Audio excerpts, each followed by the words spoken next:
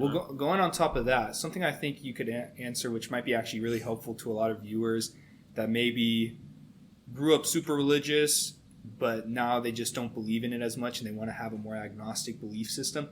But they fear that a lot of the things they get in life come from religion. Maybe it's community, maybe it's sense of spirituality. A lot of it is just a sense of meaning because, a lot of people might go agnostic or even atheist and just think, well, what is the meaning of life if there's no God, there's no afterlife, things like that. So coming from a position where you were fully ingrained in a certain religion and then you moved on to a more agnostic belief, how do you think personally that switch has affected you, and how do you get the benefits you did have from religion without actually believing in the religion?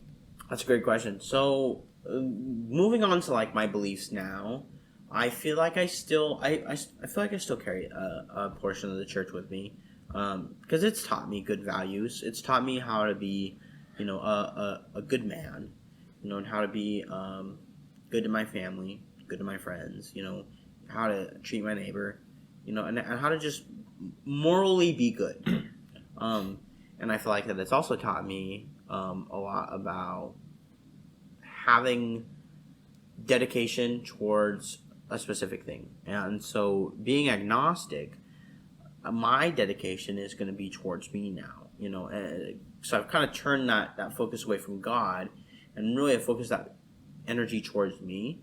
And I'm at this stage in my life where I don't have the same resources and support that the Mormon church has given me, but I can still find that resource and support through other people or through other groups. And I feel like one of the biggest things that really kind of got me through leaving the church initially was I still had a good base of friends and people in choir that were around me, although a lot of the Mormon people in those groups had distanced themselves from me. I don't blame you, no worries. I still have that support of people, because God can be very he can be a very supportive concept for a lot of people, and you remove that, and you distance yourself from your family, right? Because they might not have that same belief. That's the saddest part, is now you're not really being supported by your family because they think that your choice is wrong. So that's tough, right? And so now you're not really being supported by your friends because that was wrong, or because they think that you are believing the wrong thing. So say that everybody in your circle is now basically against you. They're all gone. And I mean, that kind of happened to me. Not my family so much, because our family kind of left together, right?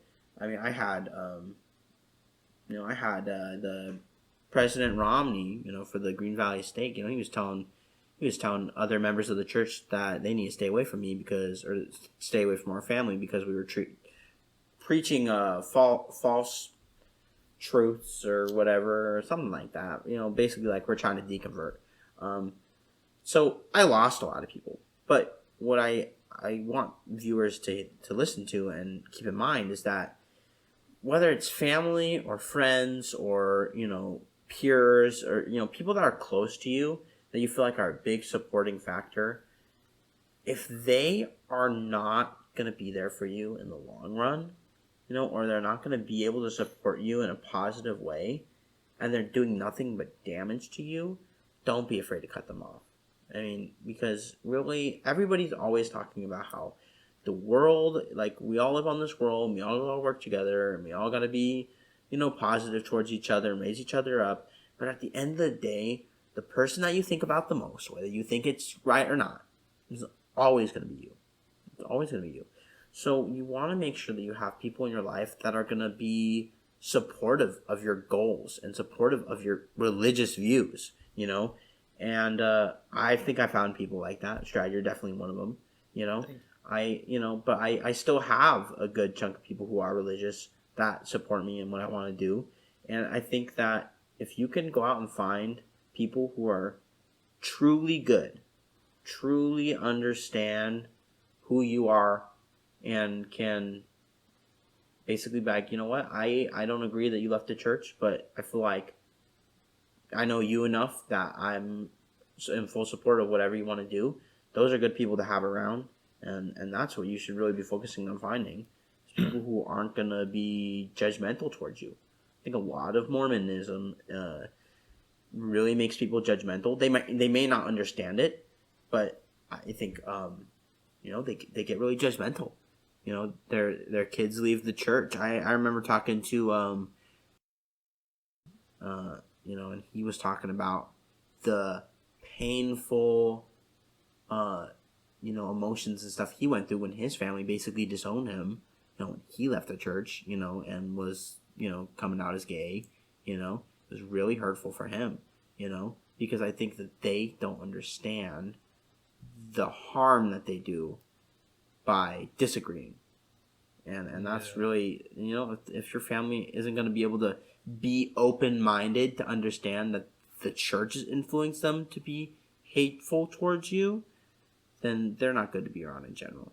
Yeah, I really like the idea of just understanding, right? Because I think the best type of people that are religious are the ones who understand that.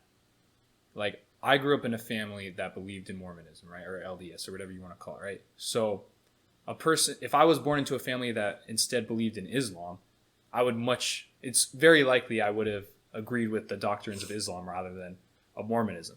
So having that understanding that a lot of your beliefs are probably based on your environment, and that the people that end up not believing in Mormonism or any other type of religion, a lot of it might also be because of their environment. They just have a different mindset. Just having that understanding feels just very important, because you can still be friends with these people. You can still interact with these people without having to force your belief on them, because you understand that you guys just have different mindsets and different environments that you grew up in. Right, exactly. So to just kind of like leave a final note for anybody out there who's questioning their religion or trying to figure out what the next step is, maybe you're lost. Don't give up on yourself. Focus on yourself. For me, I'm still trying to figure things out. It's really hard. I mean, it's a complicated subject. When you don't have it figured out for you already, like I initially did being Mormon, now I got to figure it out. Which is the crazy thing, is I'm like, wow, now I got to find religion. Which is, I always give props to people who are converts who weren't religious and then they get baptized and they believe in the religion. That's awesome, because obviously they found something that they agree with and they found themselves. But for me, I'm still out there. I'm still searching. But I still, sometimes I still pray, but not to God. It's more in a form of affirmation, not necessarily praying to anybody, but I'm praying for things to go right in my life. I'm praying to find the answers to my problems, but I think here on the earth, really the only person who can help us find those answers are ourselves.